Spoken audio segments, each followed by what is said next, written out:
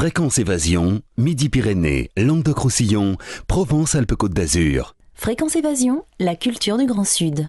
Fréquence Évasion, Provence-Alpes-Côte d'Azur. Vous êtes sur Fréquence Évasion et nous sommes à l'Office de tourisme de Pierrelatte en compagnie de Véronique qui va nous faire découvrir Pierrelatte et sa région. Bonjour. Bonjour. Pour commencer, est-ce que vous pourriez nous dire où se situe Pierrelatte? Alors Pierrelatte se situe dans la Drôme provençale. Donc on se trouve entre Montélimar et Orange. Pour accéder à Pierrelatte en venant du nord, vous accédez si vous prenez l'autoroute en sortant à Montélimar Sud. Puis direction Pierrelatte, et en venant du sud, sortie Bolène. Alors je suppose que Pierrelatte doit avoir une histoire très riche. Est-ce que vous pourriez nous en dire quelques mots, nous présenter Pierrelatte et son histoire? On pourrait commencer en parlant de la légende à Pierrelatte. Donc on dit que Gargantua, loin dans le temps, fatigué de ses voyages, avait fait donc une petite halte et s'était assis un instant sur le mont Ventoux, qu'il avait dans sa botte un caillou, qu'il a retiré sa botte, puis pris ce caillou, l'a jeté et qu'il est tombé sur Pierrelatte. Voilà comment serait née notre ville et notre rocher surtout, d'où le nom de Pierrelatte, Petra Lata, pierre large. Voilà. Pourriez-vous nous présenter quelques grands moments d'histoire de Pierrelatte? Ce n'était pas une zone de marécage comme beaucoup le pensent, mais une zone d'agriculture et de culture. Donc Pierrelatte vous accueille dans son centre ancien où vous pouvez visiter de nombreux monuments, notamment la chapelle des Pénitents qui date du XIIe siècle. Donc le fameux rocher, point fort de notre ville. Nous avons un musée, peut-être je pourrais vous en parler un petit peu plus tard, d'archéologie, paléontologie. Nous avons également par exemple le portail de la maison seigneuriale qui date du 19e siècle, la rue d'Amour, donc très étroite et typique des villages de Provence du 10e au 14e siècle. Et puis les restes aussi également d'un vieux moulin à vent. Donc ça c'est pour l'histoire, mais il faut tout de même dire que Pierrelatte c'est aussi une ville moderne et industrielle. Donc il y a eu deux périodes qui ont marqué l'évolution industrielle de Pierrelatte. De 1948 à 1958, la construction du canal de Donzère-Mondragon. Et de 58 à nos jours, le site nucléaire du Tricastin, CEA, Eurodif, CNPE du Tricastin, Cogema. Et donc dans le même temps, se sont développés les commerces, les zones industrielles, artisanales, les écoles, sports et loisirs, ainsi que tout ce qui contribue à l'évolution donc d'une ville très active. Quels sont les sites à visiter dans Pierrelatte et aux environs? À l'intérieur de Pierrelatte, vous avez un musée municipal d'archéologie, paléontologie, minéralogie, donc qui est ouvert toute l'année et l'entrée est gratuite. Donc dans ces collections, vous avez donc des minéraux bien sûr, vous avez des fossiles et notamment vous avez, tout à l'heure je vous ai parlé donc de la légende et de notre rocher, vous avez une maquette de ce fameux rocher.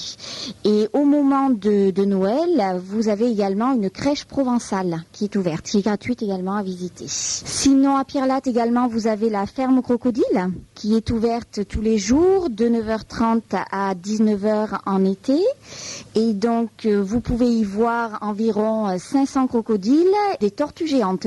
Quelles sont les démarches entreprises par l'Office de tourisme pour faire découvrir, connaître Pierrelatte? On essaie donc de promouvoir notre ville grâce à la publicité, bien sûr, grâce à vous par exemple, à la radio, grâce donc aux diverses brochures. Il existe donc un site de la ville de Pierrelatte qui vous la présente. Le site de la ville est donc www.ville-pierrelatte.fr. Pour promouvoir également notre ville, nous faisons des visites guidées, donc sur rendez-vous pour les groupes, à tout moment donc de l'année, et donc on fait visiter le centre ancien de Pierrelatte. Tout le centre ancien de Pierrelatte est fléché grâce à des plaques, donc un petit circuit que nous avons mis en place, et vous pouvez retrouver à l'office de tourisme les explications sur papier. Dans tout le Grand Sud, nous aimons beaucoup les marchés. Est-ce qu'il y a un marché intéressant à Pierrelatte? Je suppose que oui. Oui, tout à fait. Alors, le marché de Pierrelatte est l'un des plus importants de la région. Il a lieu le vendredi matin. Donc c'est un marché typique de la Provence. On y retrouve les senteurs et les arômes de la Provence. Donc c'est dans une ambiance de fête, de détente et sous le soleil que vous pouvez venir à ce marché. Quels sont les festivals que vous proposez dans le courant de l'année, à la saison, pendant les vacances par exemple, ici à Pierrelatte? Vous avez ce qu'on appelle les estivales qui ont lieu tout l'été. Donc ce sont des concerts, du théâtre, il y en a un petit peu pour tous les goûts. Il y a également des manifestations sportives qui sont organisées en juillet et en août. Beaucoup de ces spectacles sont d'ailleurs gratuits. Pierrelatte, donc c'est une ville de spectacle et de lumière. Donc avec ces fameuses estivales, le feu d'artifice du 15 août, la fête des terroirs en octobre, la fête de la lumière ainsi que les illuminations de Noël. Et tout au long de l'année, les associations de la ville font également de nombreuses manifestations. Il y a une particularité ici à Pierrelatte. Oui, tout à fait. Donc cette cité fleurie possède 3 fleurs.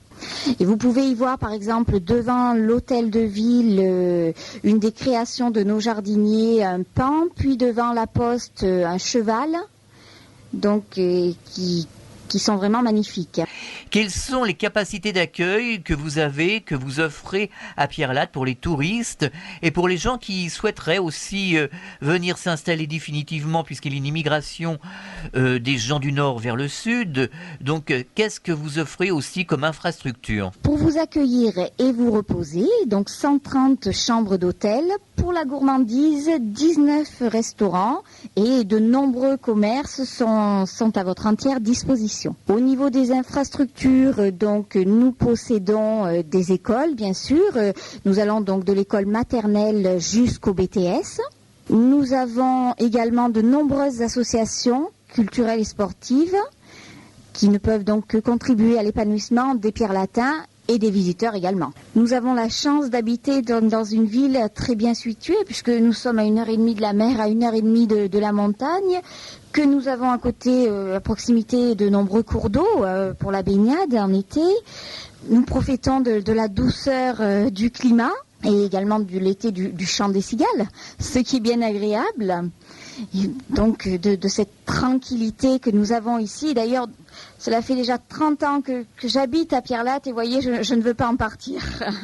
De nombreuses activités vous seront proposées ici par l'Office de tourisme de Pierrelatte, nature, pêche, plan d'eau. Il faut savoir aussi qu'à Pierrelatte, il y a une gare TGV qui est pas trop loin, c'est Valence, donc tout va bien.